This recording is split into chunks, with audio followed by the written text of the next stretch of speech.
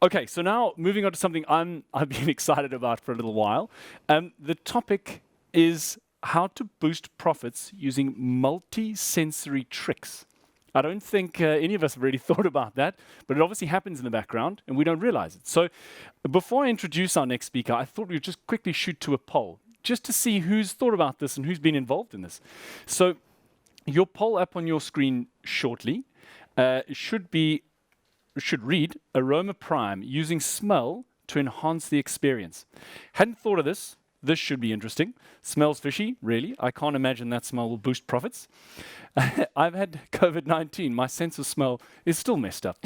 So you can pick one of those three and let us know which one appeals to you. I mean, I was telling the guys earlier, I was lucky enough to go over to Efteling in Amsterdam a couple of years back. And I remember queuing for a roller coaster. And I couldn't recall being near the sea, but we were queuing and I could smell the sea. And now, once seeing this topic, I think back and I think, heck, maybe they did pull this trick on me. Yeah. Or did it really just smell like fish? Yeah. So it's an interesting topic, and I'm so keen to hear more about it. To the polls, 75% hadn't thought of that. It should be interesting. I think there's a couple of guys that's had COVID. Hopefully not in this room that have voted that. Definitely not in this room. It's really interesting. So I'm not going to delay anymore. Liam Findlay from Aroma Prime is going to talk to us a little bit more about all things to do with pirate ship smells, penguin sick, all these different things. Really keen to hear what you've got to say. So good morning, Liam, and welcome. Hello. How are you doing? Yeah, very well. Yeah. You're definitely the kind of guy I want to go to the pub and have a beer with and learn more about what you do. I was excited to hear that you'd been to Efteling. I know exactly the roller coaster you're talking about. Okay, good. Well, that scares me. Maybe you did trick me. Maybe. Well, it was interesting to hear the thought of could the smell of fish really help boost profits, because perhaps my talk will shed some light on how the smell of fish could boost profits in certain scenarios. Brilliant. Well, let's get into it. Let's do it. The dance floor is yours. Lovely. Well, my name's Liam and I work for a company called Aroma Prime, and my talk is about how to boost profits with multisensory tricks. I don't know if my presentation is on the screen at the moment. There you go. Yeah, we got you. So, Disneyland opened in the 1950s, and the first area of Disneyland that people walk into is Main Street, USA.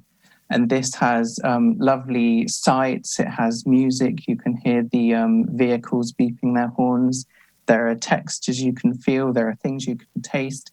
And coincidentally, when the attraction opened, there are also lovely smells coming out, the smells of the popcorn, the smells of the bakery. And they noticed that this helped visitors feel very relaxed and welcome when they arrived. So they took advantage of this and they added ventilation to the Candy Palace kitchen. So the smell of the cooking sweets was spreading around the streets as well. Now, there are lots of different ways you can use smells. It's not just about nice smells, like we were just talking about fish. At a museum, you might want to enhance the realism of the past, to transport people into the past. So maybe the horrible smells of the trenches in the wartime. You might want to trigger emotions. So in a roller coaster queue, if there's the smell of smoke, it can trigger people's instinctive feelings of fight or flight. It's a very old smell that we've always kind of been suspicious of, and it's very mysterious as well. So it's great for a roller coaster queue, and it's used in a roller coaster queue in one theme park. It can increase guest satisfaction, like at Disneyland, like I just said. It can relax people at a spa. It can ignite fond memories. So using the Disneyland example again, when it opened, elderly visitors had been young during the early 1900s. And there are lots of smells that they were nostalgic for in this kind of 1900s themed area. You can see in the picture on the left here, there are people sniffing and interactive at an educational attraction. You can have animal smells at a zoo for a kind of fun way to engage with learning about animals. You can have aquarium smells, water park smells. There's a museum pump here that we recently developed for a museum. It's a COVID-safe pump, so you use your foot for the smell to come out. So COVID has kind of helped us think of new ways of that people can engage with smells. If you have a wine tasting experience, obviously smell is really important, so you can kind of think of ways to incorporate that into the experience in new ways. There's a timeline of smells at a museum that you can see at the bottom of the screen there. So a timeline of how smells have changed over the years. So lots of interesting ideas. Now, how can smell boost profits for you? Well, let's start with how smells connect to our memories. Our scent receptors are connected to the part of the brain that processes memories and emotions. And Jorvik Viking Centre is a museum that uses all sorts of smells, cabbage, pigs, cesspits, fish, to immerse people in the Viking world. And in 1999, there was a study where participants had visited Jorvik Viking Centre on an average of 6 years before, so quite a long time ago. And they were presented with exactly the same smells that they smelt at Jorvik Viking Centre. So they sniffed the cabbage and the fish and the poo. And then there was another group who had also visited the museum in the past, but they just smelt generic smells like oranges and sweets that weren't from the museum. And after these two groups had sniffed the smells, they were asked questions about the museum, what they remembered from it. And they found that the people that had been sniffing the museum smells remembered the museum a lot better. They could remember what they saw, they could remember what they learned. And obviously remembering what you've learned at a museum is really what a museum's all about. And that was on an average of 6 years before. So it's that really shows just how powerfully smell can help your attraction stay in people's memories. And it's kind of like free marketing as well, even if you're not a museum, if you're just an ice cream shop. The fact that a smell can keep your ice cream shop in people's minds years later, it might make them want to revisit, or it might make them want to discuss it with their friends, like, oh, do you remember that shop? Which leads me into retail. So if you're using smells in interesting ways, you might have a hotel that has a signature scent. You might have an aquarium that has the lovely smells of the sea. You might have a zoo that has animal smells. And you can utilize the smells that are used in certain areas of your attraction and take that into the gift shop. So say you have an aquarium that has lovely sea smells and they're artificial smells that you've put in. You could then sell candles in the gift shop that have that sea smell. And not only would you profit from selling the candles, but the guests are then taking this piece of your attraction home. So whenever they smell it, like we explored with Jorvik Viking Centre, they'll be transported back to your attraction, and the memories they had of that day out, they might be encouraged to revisit, or they might be encouraged to talk to their friends about it. Alternatively, you might just want to spread smells around the shop. Lots of shops do this. So say you have a water park and you sell chocolate ice cream, and it's really popular, and people enjoy the taste of the ice cream, they enjoy the smell of the chocolate. If you then put that in the gift shop as well, people will associate it with the lovely emotions they had when they were having your delicious chocolate ice cream, and it will make them desire again. They'll be wanting to satisfy that hunger and spend money. So they probably won't be buying chocolate ice cream in your gift shop, but they'll be wanting to spend money on your products. There have been studies that show that pleasant smells make products come across as more appealing. There was one Las Vegas casino that added a cherry scent around its slot machines, and their profits boosted by 45%.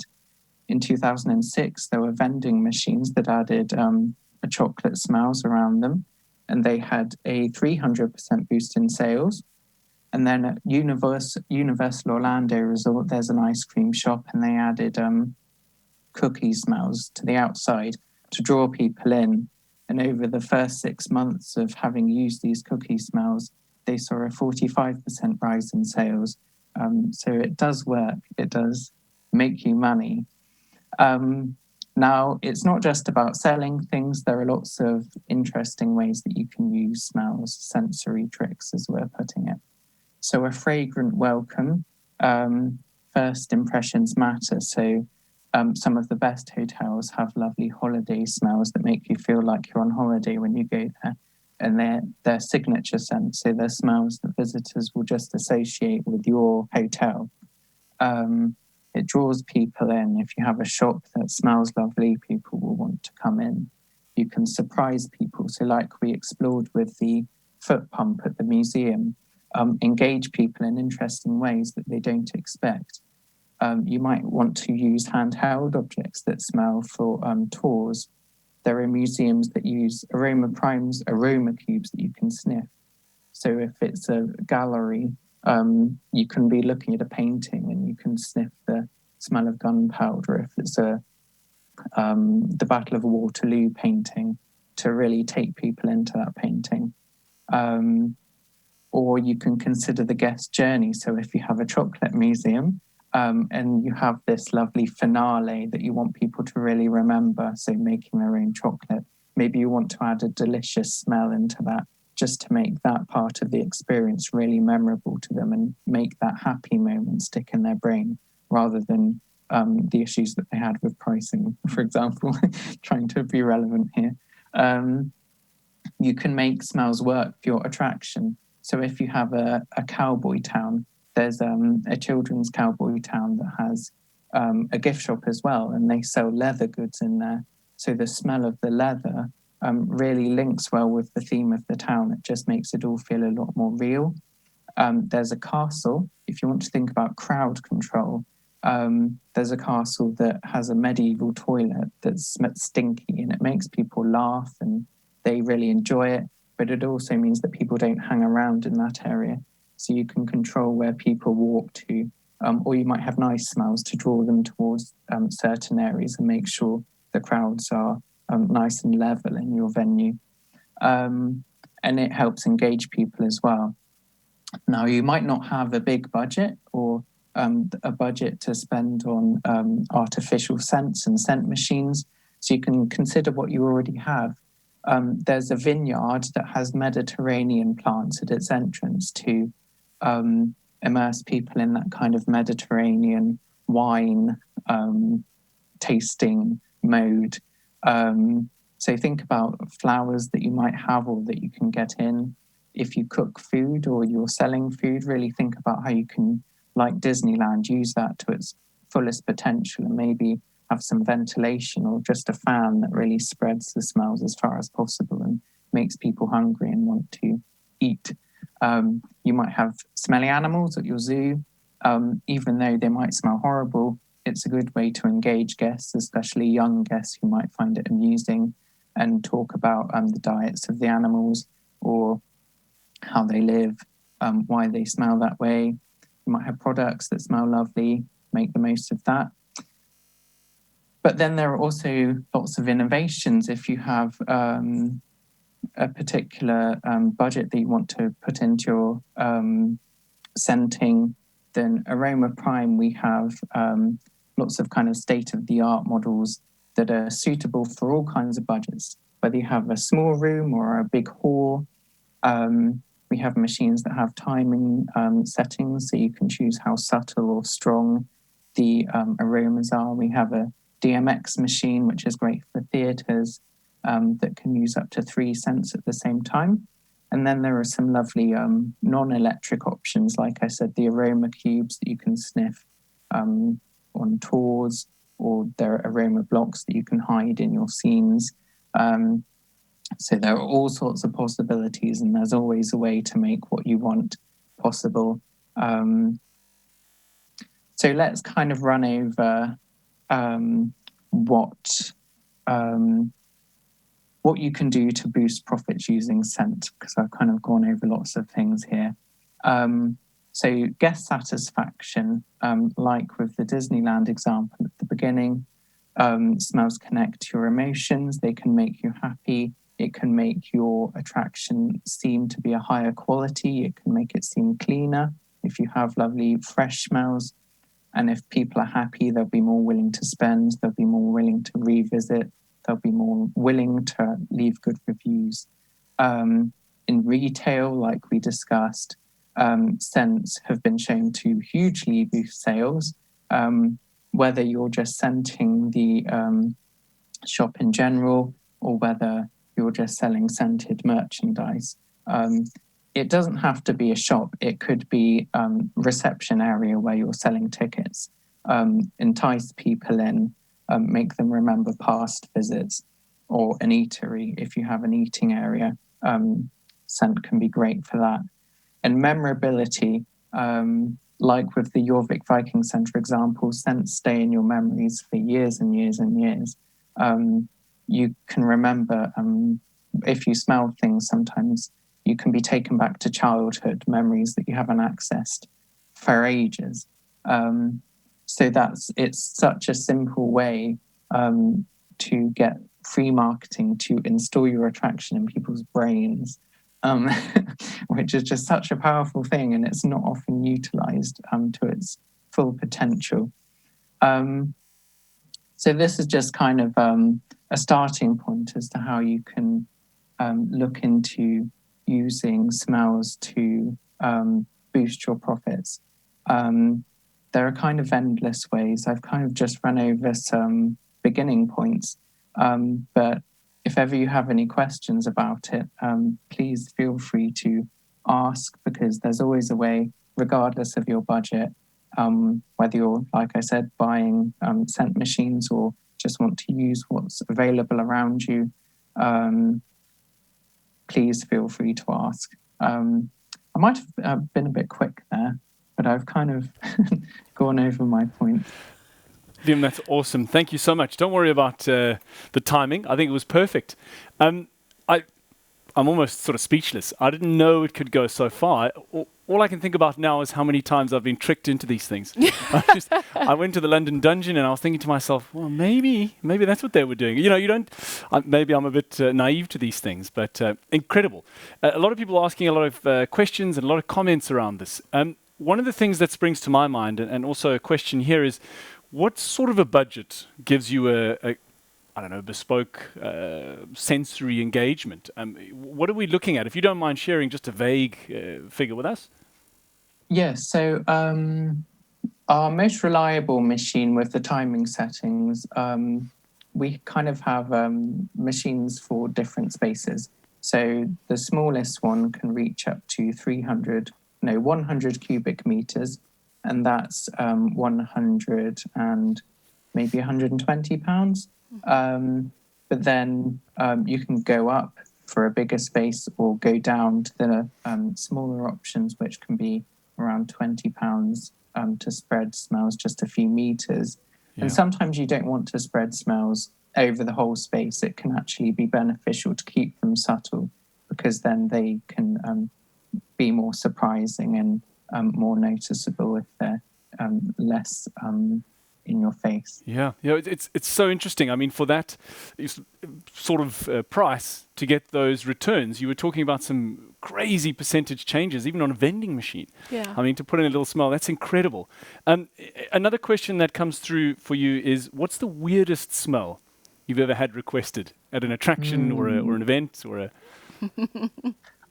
There's probably no smell that's too weird for us. I think you mentioned at the beginning the things like penguin sick and pirate shit.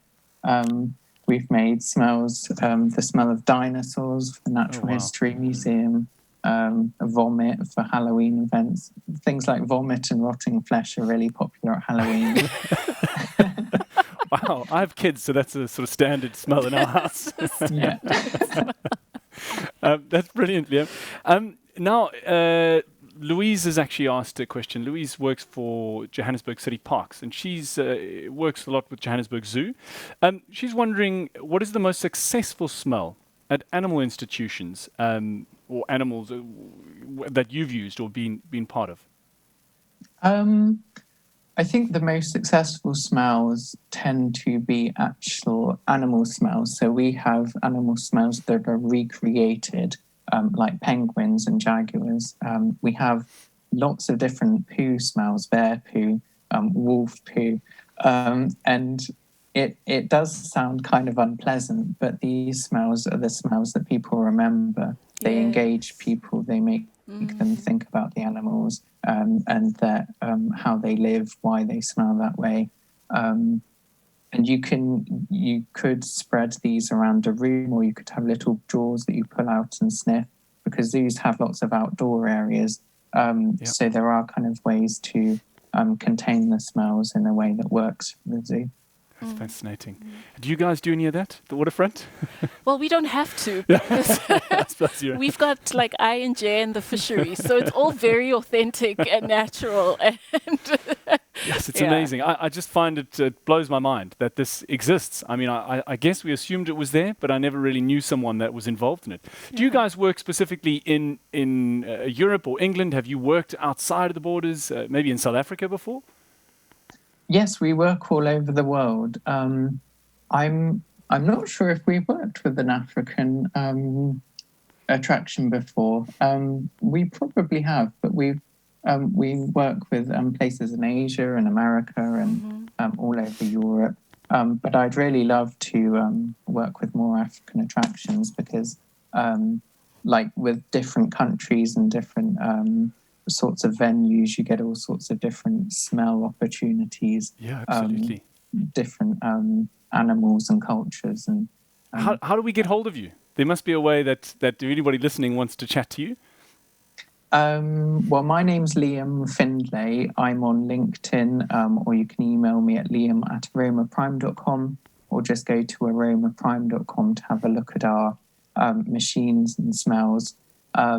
Even if you don't want to buy anything, I'm happy to chat and offer some advice. Okay. And I believe you are doing a sort of info session on one of our video rooms at 11:15. So if anybody wants to get on board, that they can join. Is that right? Excellent. Yes, that's right. I'll be happy to offer any advice or suggestions that people are interested in. I'm sure you'll be bombarded. Yeah. Any questions from your side? I mean, the thing that struck me as you were going through your presentation is, or your content is, I can totally understand the power of smell. It's similar, like with a perfume, you'll smell, like you'll get a waft of perfume, and if it's something that's familiar to you, either you've used it or maybe there's like a school teacher that used to wear it, it almost like sends you back into time. So I guess I can really relate to that. Absolutely. I can really relate to that. There is a question here concerning the use of smell in like more like cultural experiences. For example, in a museum, like an art museum. Have you worked in those spaces before? Yes, there are lots of museums who use smells and cultural spaces as well. Sometimes they can be concerned about the smells affecting the artifacts, if the oils have any effect on them. But we have lots of solutions to make sure that it's all done safely and doesn't damage anything. But yes, lots of cultural venues that use smells because culture is full of smells. Absolutely. And maybe a slightly less, it depends on your preference, but a slightly less cultural space, a casino. Maybe that's cultural for some people. There's a question here about casinos. Apparently they pump oxygen into the space. Is that something that you've had experience with? I'm not sure. I haven't heard about oxygen being pumped in, but I'd be interested to find out more about that. Okay. Maybe it's just South Africa. Well, maybe you will find out more about it in the Ask Me Anything session, which you've graciously agreed to do. So if anyone who is watching has any other questions for Liam or would like to throw some comments at him, he is available at 11:15. 11:15, yeah, for for that 10 or session. 15 minutes, I For think. 10 or 15 Yeah, minutes. yeah. Fantastic. Liam, we can't thank you enough for your time and your input. I think you've absolutely opened my eyes to all of this. Incredible. And I'm sure you're going to get a lot of questions from the rest of our members. Fascinating. Yeah. Brilliant. Thanks, Liam. Thank you so Marvelous. much. Thank you very much. Have an Take awesome care. day.